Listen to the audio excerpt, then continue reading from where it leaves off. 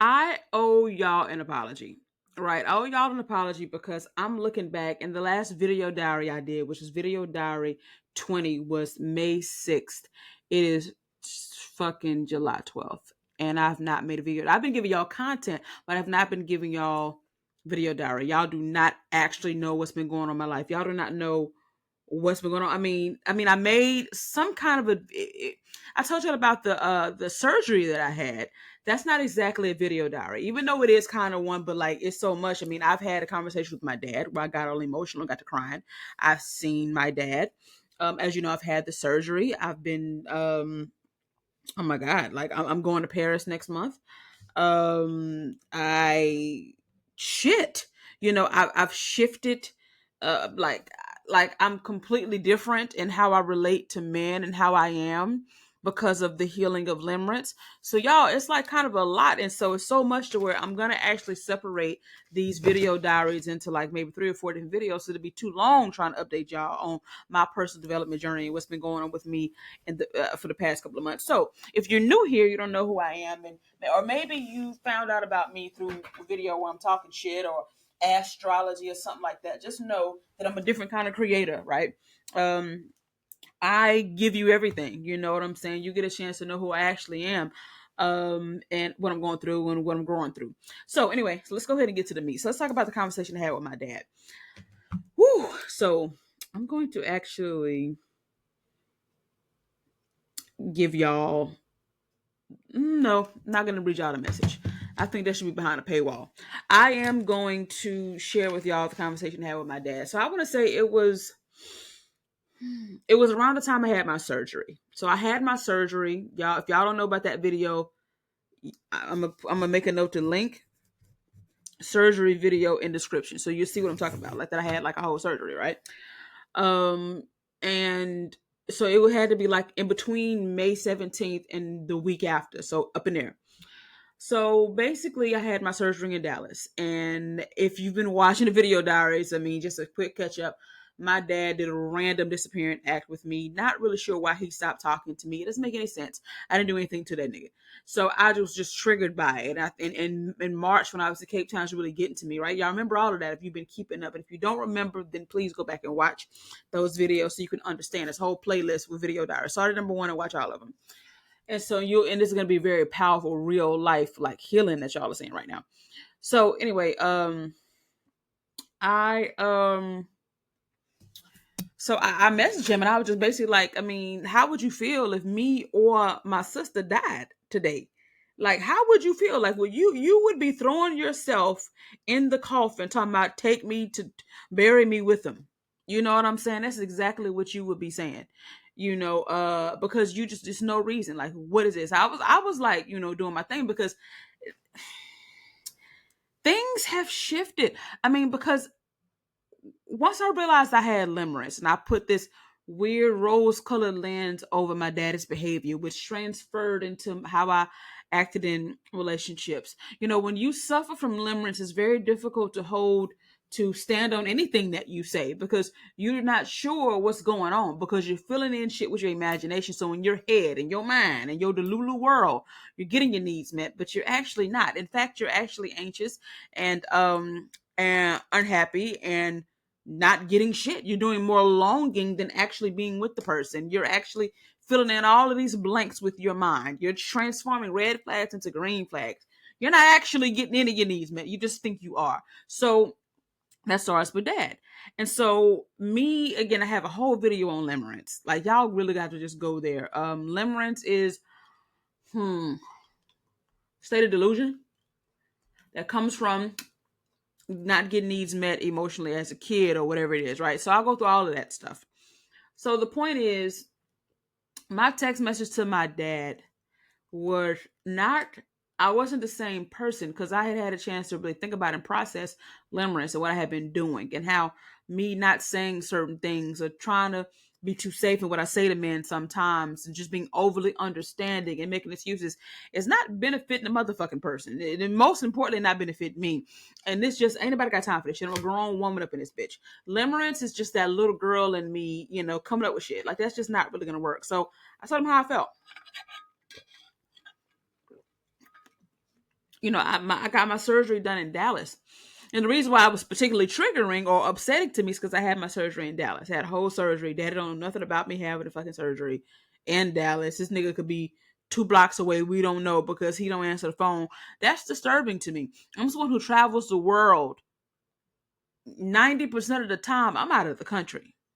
I'm here. You don't know I'm in town. Haven't, you don't know what's going on with me. Like somebody could ask this nigga, where is your daughter? And he would not know. Now, let me be very clear to those of you who just like tuning in now. My dad is a great dad up until you get 18. Then he feels like his job is done and he just kind of, pussyfoots around after that. So I didn't have like the traditionally black folk story or, I don't know my daddy. And I don't know my daddy. I lived with him through my high school years, all that. But just because I'm 18, just because I'm above 18, I don't still need my dad. So anyway, I wrote in a message. I was like, this is ridiculous. I had a whole surgery. You don't know about it. Why can't I? Because I had to have a surgery on May 17th, and then a week later, you have to go back up for your 1 week follow up. It's like, why couldn't I? It's just strange to me that you live in Dallas. I couldn't even stay with you for the week if I wanted to. And it's not because you don't have room, not because you don't have a cell phone, not because you're sick. It's because you just simply don't answer the phone, answer text messages. What the fuck? So, so then I sent that and then I went to sleep. I did not know whether or not he was going to respond to me. I really made peace with me saying what I needed to say. And I made peace with the fact that I really can't control whether or not he's going to say anything back to me or not. And I made peace with all of that shit just being all right. I feel good that I've said what I needed to say. I felt like I'm standing up to my inner little girl, like my inner cowardice, you know what I'm saying, when it comes down to men and, being afraid to upset them to the point where they may leave or whatever it is. Like, I mean, I say all this, but I am very vocal.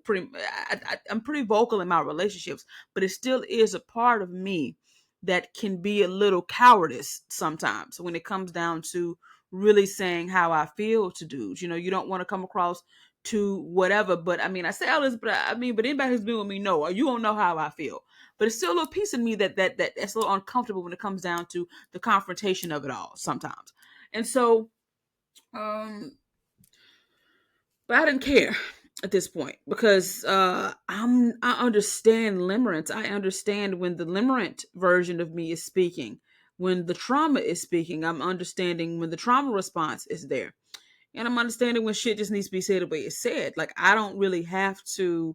Now I didn't call them bitches and hoes, but I did say what the fuck. Like I did say you treat me like I'm some woman you fucking. I did say that because it's like what the fuck. Like why the fuck am I getting ghosted, nigga? Like this is stupid. I'm your fucking daughter, and So anyway, so he calls the next day. To my surprise, he calls, and we have a conversation. And I cried. I get emotional. Because, like, why the fuck do you think I don't need my dad? Why do I come across as too happy, too strong, too something to where you think it's just cool for me to go years and shit without talking to you? I was like, one of the best decisions you ever made was to choose my mother choose my mother to be my mother. Because of that allows you to disappear for a year and we're going to be all right. Because as you know, I've been in Louisiana since April, enjoying and loving the time with my mom, by the way. That has not changed. I am loving being with my mom. Okay. But I said, you don't do what you say you're going to do. Well, what do you mean I don't do what I say I'm going to do? Well, Dad, first off, you said you're going to call me back. Now, technically speaking, you did call me back a year later. It wasn't a year. I said, Dad, 11 months. Actually, 30 more days to be exactly a year. So you're right. We can be technical. 11 months. So it's like, but I wasn't letting them off the hook. I said, now, Daddy, your communication is terrible. You don't know how to considerately communicate. I'm supposed to be teaching me how to communicate, but I'm teaching you how to communicate. Your communication is awful. You're inconsiderate and you're unreliable. I said, I appreciate you because some people's daddy conversations are a lot different. You're talking about, why did you do something weird to me under the sheets? You know, my daddy could be P. Diddy or R. Kelly or Jeffrey Dahmer. You know, I could be having them kind of conversation with you. I could be having a conversation with you from jail because I haven't seen you all my life. I appreciate you, and I understand and recognize how bad it could be, but that is not excusing that you are inconsiderate, emotionally neglectful. You are a horrible communicator. And sometimes he's like, well, sometimes I just don't really feel like talking. Okay, I understand, but that goes back to the communication part. See, being a good communicator doesn't mean you got to talk to me all the time. It means when you don't feel like talking, you communicate that, and then you say, I'm going to call you back tomorrow. I'll call you back in 3 days or next week this time, and you do it. See, that's what you do. See, now let's get out of the role play for a bit. See, now this is non-limerent Sydney. See, limerent Sydney would have been having all this to say, but then you get on the phone and, coming up with excuses or, just believing shit and just like, okay, well, being overly understanding. Let me just say you some tea real quick. A lot of times just overly understanding people are just simply cowards. Think on it. Let it marinate. You just don't have the courage to stand on what the fuck you said you want. You can be understanding and get your needs met. But see, a lot of understanding people don't get their needs met. Why? Because we enable, we don't stand our ground for real. We allow ourselves to be manipulated because changed apologies without changed behavior is just manipulation. That's all it is. And I was sharing with him, I said, now why can't we be best friends? Why can't I tell you what's going on? Ain't that weird to you that you don't know where in the world I am for real? You don't know what the fuck is going on with me? And that ain't weird to you? Like, why you all right with that? Like, well, is something wrong with you that you're all right with that? I'm not all right with that. So, he gave some personal reason on why he had been distant. I said, okay, and this is the non-limerent Sydney again. Came up and said, okay, that could all be very valid, very true. I'm not calling you a liar. But you've been like this though. Some serious things are going on in your life now. But what was your excuse 5 years ago when you disappeared and you don't communicate? And you say I'm gonna call you back and you don't. Why you don't think the little bit big stuff matter? You saying I'm gonna call you back tomorrow and don't is a big deal. It's a big deal.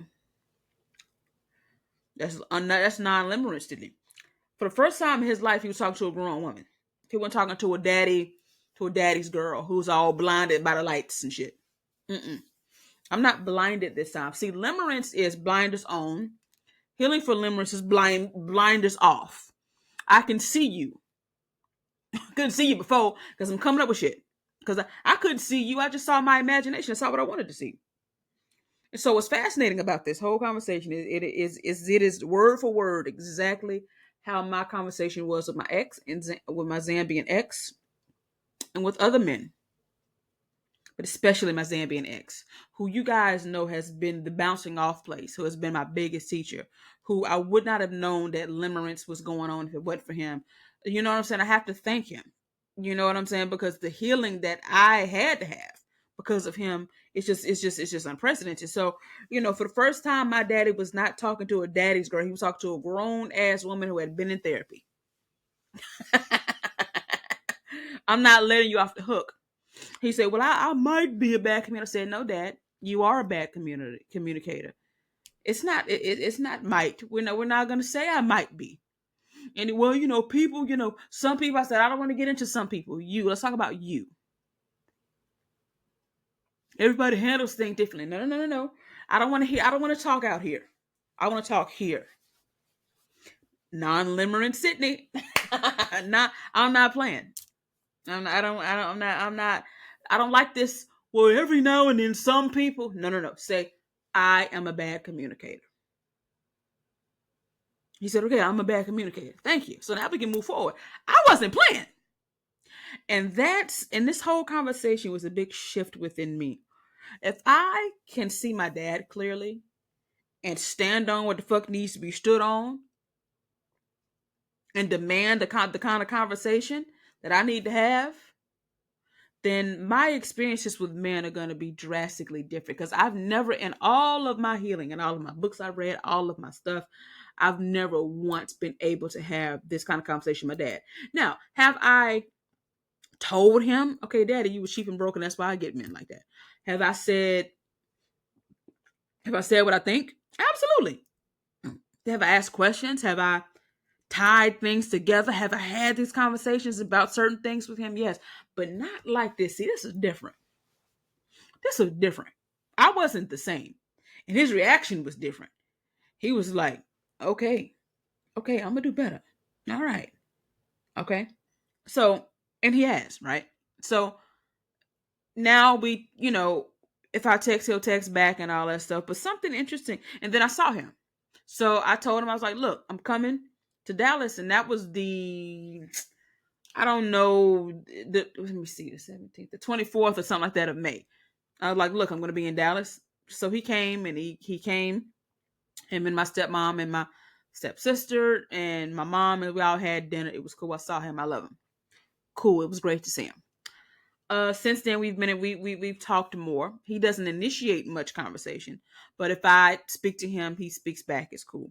One bone to pick with him when I feel like picking it is I'm in Shreveport and he's in Dallas, and he went to Monroe. He has to pass this town to get there. And he went, oh shit. Fuck.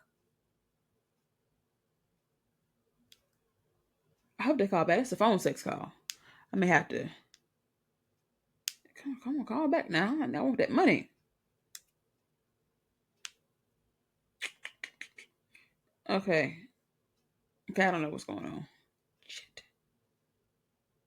Hopefully they call back. Anyway. I don't know why he went to there and didn't stop and say hey to me. I'm not particularly bothered by it. I don't know why. I mean, maybe I don't know if that's a trauma response or just growth, because it's like whatever, nigga. That doesn't have any kind of bearing on my worth. All right, so since me understanding that I suffer from limerence and the blinders being off, y'all saw some of the content of like the dude who hung up on me. Limerence Sydney would have found a way for that to be all right. Trust me. Uh-oh. Oh this.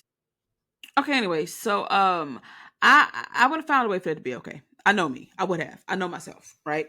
I would have justified it in some way. It's like, nah, you're showing me who you are. I believe you.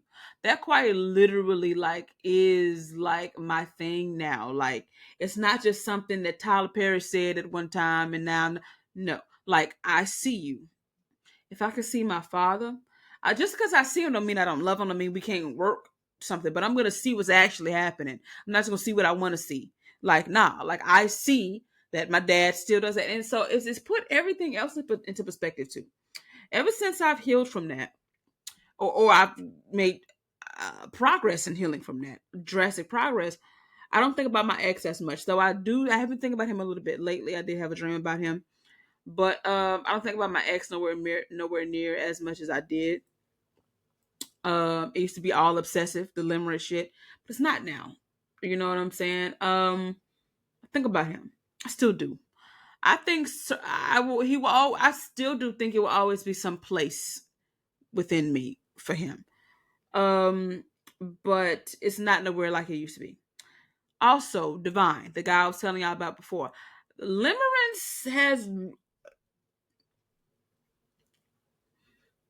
has done things. Like, I see him too. Like, I'm not trying to say he's a bad dude, but I'm trying to say that after we had that conversation, okay, I gotta take this.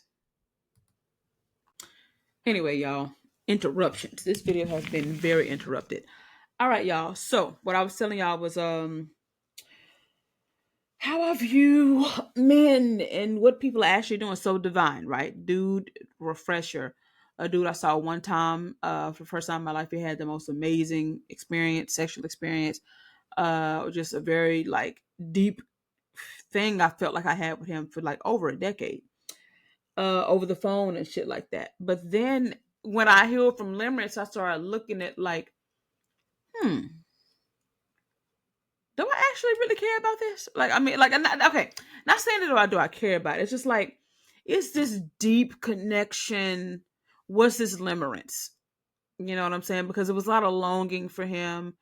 I wasn't really getting much from him. Like, I mean, we, yeah, it's hard because, okay, so let me just say, I he called me on my birthday. Before my birthday, I sent him, we were on the phone and he said a couple of things that triggered me. I sent him a voice note, basically, tell him about it. I was very vulnerable in it. I was very emotional at the time.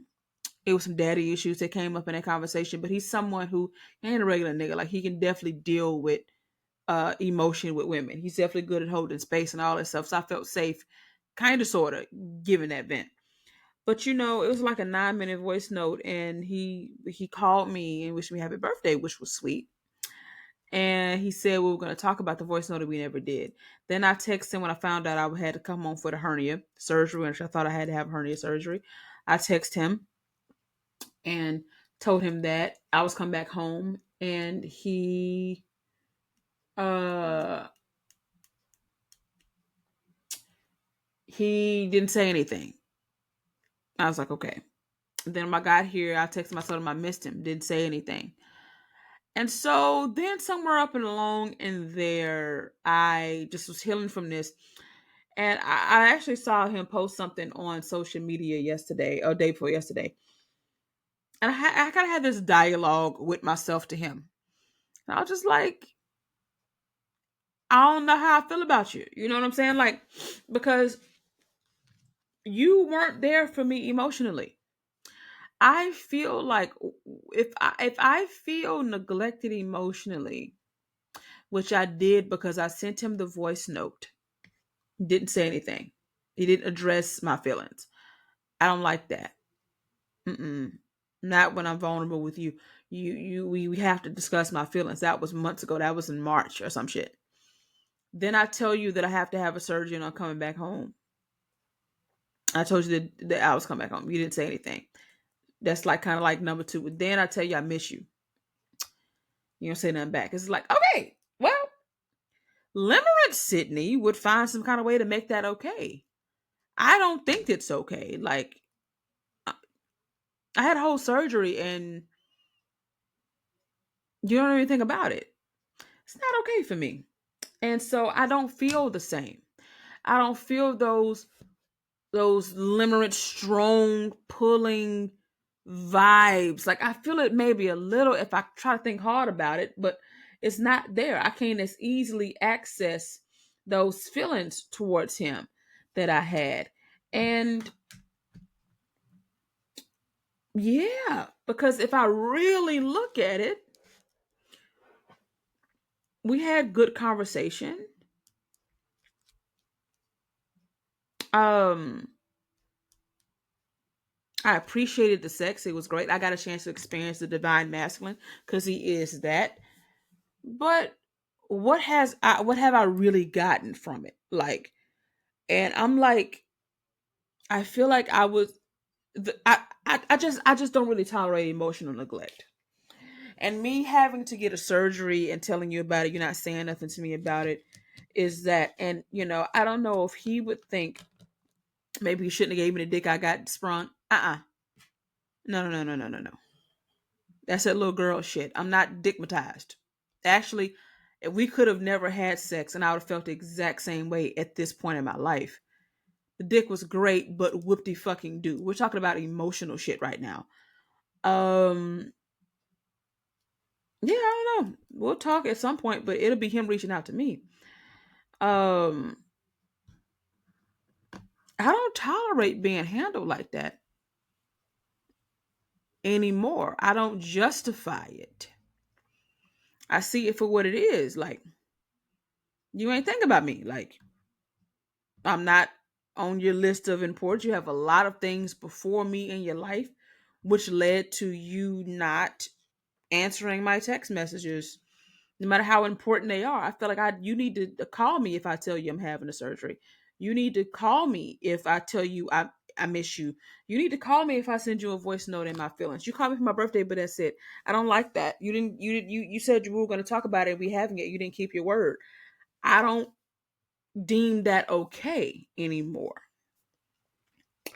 I'm not saying fuck them, but I am saying okay. You want me to get another text, and it's not hard for me to do. I'm different. I'm different. So just other men just not, I see it. Like I'm not like gaslighting myself anymore. I'm not gonna gaslight me no more. I'm not gonna know what's going on and make myself feel like I'm crazy and made it up. Like, no, I was there when I saw it. I saw what I saw. I know what it is. It's got to be this way. And so, in reading books like Outwitting the Devil, which is like a book I've talked about on here before, I gotta find that line in that book. But basically, it's something to the effect of get what you want with no substitutions. Like no substitutions. So if I didn't write it down in my journal as what I wanted, what am I doing? And the book, Breaking the Habit of Being Yourself. The author is coaching his daughter on how to manifest some experience she wanted. And she did the meditations and the visualizations, and she got an offer. She said, "Ooh, okay, I'm giving an example. She visualized a full ride scholarship to this school. That's what she wanted. She comes back and say, "Ooh, I got they want to pay 75% of it, and you would just have to pay the rest." He was like, sounds good, but I don't remember you saying anything about 75%. That's not what you envisioned. So that sounds good, but we said what we said. And so she sat down and she got exactly that plus more. So, yeah. Which leads me to me being back on my shit. So, I want to compartmentalize these videos because I don't really want no fucking 12-hour long video. But the healing from limerence journey and reaching another level with my dad has been great, and it's really not difficult for me to not give energy to shit that's not exactly what I said. And I want, into the women or men, to the people listening, social media is a place where you can't even discuss what you want to the most basic level without a gang of motherfuckers telling you what you can't have. So in this world, you have to feed your mind with the truth. And the truth is you can be to have anything that you want. I don't care if you got 9 kids. I don't care what you say. And I am guilty of adding to some of the quote unquote negativity. Because I be clapping back at niggas like, nigga, like, shut the fuck up. You got 18 kids, take what you can get. That's my ego speaking. In real life, they can have whatever they want. In real life, none of these rules and regulations and formulas and shit actually matter anyway. Because if that was the case, then nobody on my 600-pound life would have a man. But somehow they all do. So therefore, manifestation. The fact that Sexy Red is even in the same room, in the same conversation, in the same anything as Andre 3000 lets you know that the power of the mind is real. So therefore, that's what I'm on. Shit. That's what I'm on.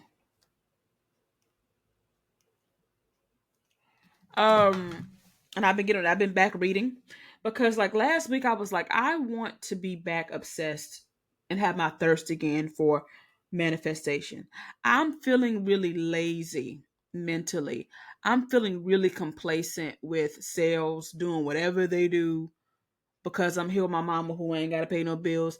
That ain't gonna work. I absolutely love being here with my mom and I treasure my mom. This is great.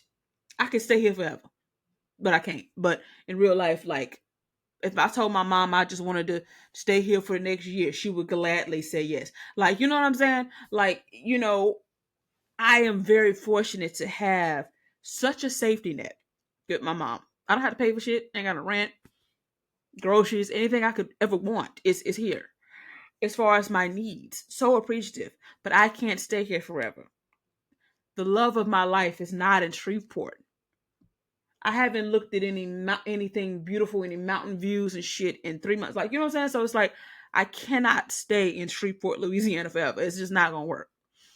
So I've been back obsessed with manifestation, back obsessed with law of attraction, making sure that I'm not contradicting what I want with my words and doing my best to self-correct my thoughts anytime I can. And that's going to segue into the next video. I'm going to share with y'all my experience with my Hinge account being in Paris. How I'm kind of talking to I got a little Paris boo. How I'm going to land in Paris with a man.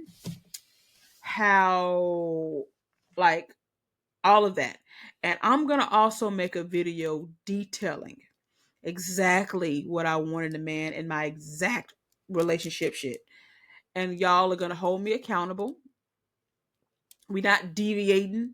And ain't no I want a childless man, but oh, he got 2 kids. That's cool. He's nice. No, exactly what I want. Because if I believe that I am God, then that means I get exactly what I want. Like, not substitutions. So that's gonna be the next video.